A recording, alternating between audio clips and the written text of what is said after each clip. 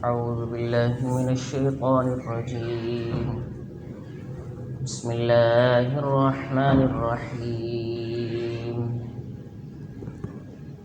نساؤكم حرث لكم فأتوا حرثكم أنى شئتم وقدموا لأنفسكم واتقوا الله واعلموا أنكم ملاقوه وبشر المؤمنين.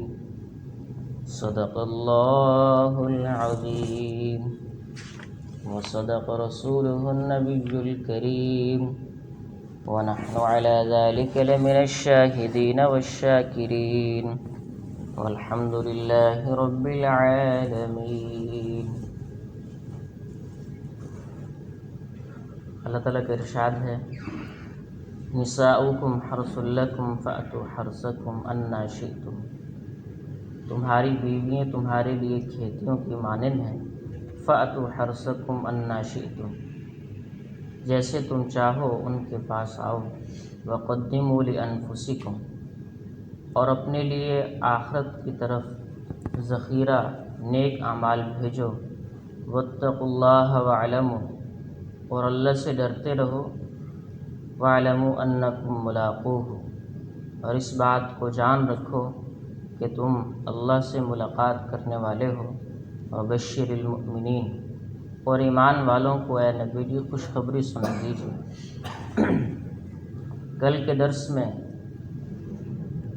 صحابہ کے ایک سوال کا ذکر تھا کہ صحابہ نے نبی اکرم صلی اللہ علیہ وسلم سے سوال کیا تھا حیض کے بارے میں کہ حیض کسے کہتے ہیں. تو اس کے جواب میں اللہ نے ارشاد فرمایا تھا کہ ان سے کہو کہ وہ ایک گندگی ہے، اس دوران بیوی کے پاس نہیں جانا چاہیے. جب وہ اس گندگی سے پاک ہو جائے تو پھر اس کے پاس جا سکتے ہو. ان اللہ یحب التوابین ویحب المتطہرین، بے شک اللہ تعالیٰ توبہ کرنے والوں کو پسند کرتے ہیں اور گندگی سے جو پاک رہتے ہیں، صاف رہتے ہیں، ان کو بھی اللہ تعالیٰ پسند کرتے ہیں.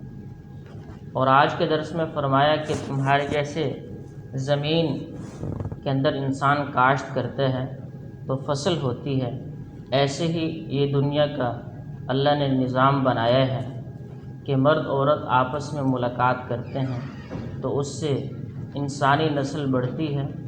رسول اکرم صلی اللہ علیہ وسلم کا ارشاد ہے تزوجوا الولود الودود، کہ ایسی لڑکی سے شادی کرو، ایسی عورت سے شادی کرو جو بہت زیادہ محبت کرنے والی ہو اور بہت زیادہ اولاد جننے والی ہو، تاکہ اس کی وجہ سے کل قیامت کے دن میں اپنی امت کی زیادہ ہونے پر فخر کروں گا، کیونکہ میری امت ساری امتوں میں سے زیادہ ہوگی تو مجھے اس پر فخر ہوگا. ہر ایک والدین کی خواہش ہوتی ہے کہ ہماری اولاد جو ہے زیادہ ہونی چاہیے.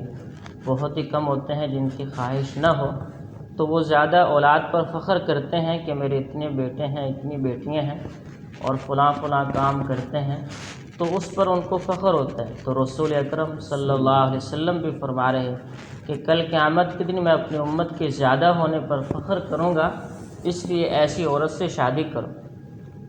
تو یہ اللہ کا قانون ہے اور اللہ کا نظام ہے، اللہ نے بنایا ہے، لیکن اللہ اس کے محتاج نہیں ہے. اس کے بغیر بھی اولاد عطا کرنا چاہیں تو کر سکتے ہیں. جیسے کہ حضرت مریم علیہ السلام کو اللہ تعالیٰ نے جو ہے بغیر شوہر کے ملنے سے اللہ نے ان کو اولاد دی. اور عیسیٰ علیہ السلام پیدا کیے اور ان کو اپنا پیغمبر بھی بنایا، ان کو اپنا نبی بھی بنایا، اپنا برگزیدہ بندہ بھی بنایا. اللہ اس کے محتاج نہیں ہے، لیکن یہ انسان کی ضرورت ہے. انسان کے ساتھ ایک خواہش اور ضرورت لگائی ہے تو اس کے پورا کرنے کا انتظام بھی کیا ہے کہ حلال طریقے سے اس کو پورا کیا جائے.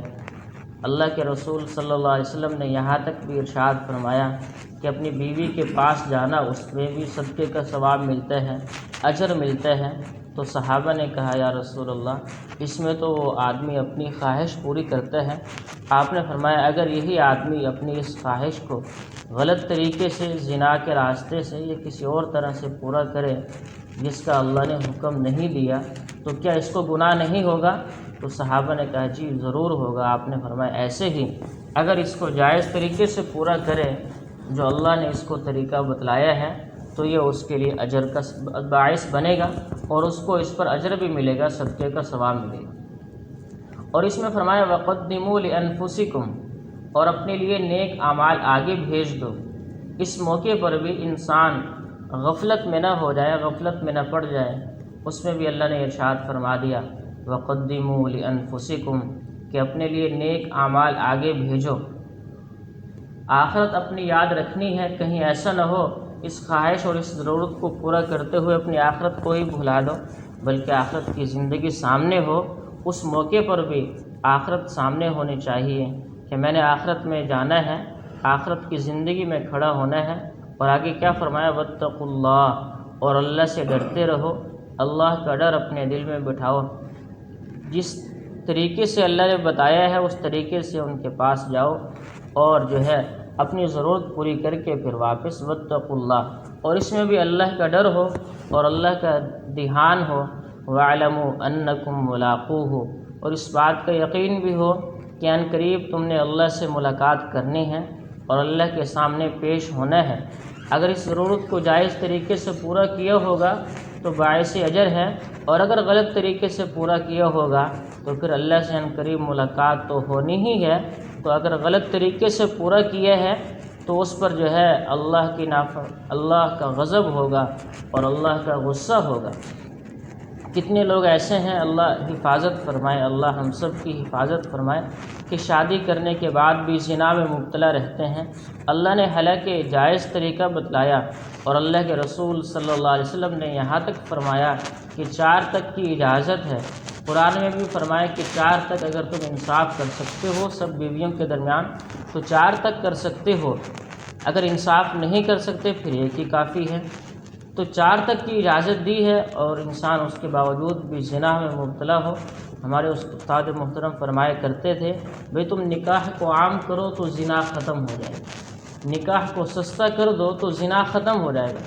آج کل ہم نے نکاح کو مہنگا کیا ہوا ہے اور اس میں اتنی زیادہ رسومات اور اتنی زیادہ خرافات اور اتنے زیادہ اس پہ خرچہ کرنا کہ غریب آدمی تو بیچارہ ویسے ہی مر جاتا ہے، وہ کہتے ہیں میرے پاس اتنا خرچہ ہی نہیں ہے۔ تو نکاح کو بالکل سستا کریں، اس کو آسان کریں، اس کو عام رواج دیں، تو ہمارے استاد نے فرمایا کہ اللہ زنا کو ختم کر دیں گے اور زنا مہنگا ہو جائے گا اور کوئی انسان بھی زنا نہیں کرے گا اگر نکاح عام ہو جائے گا۔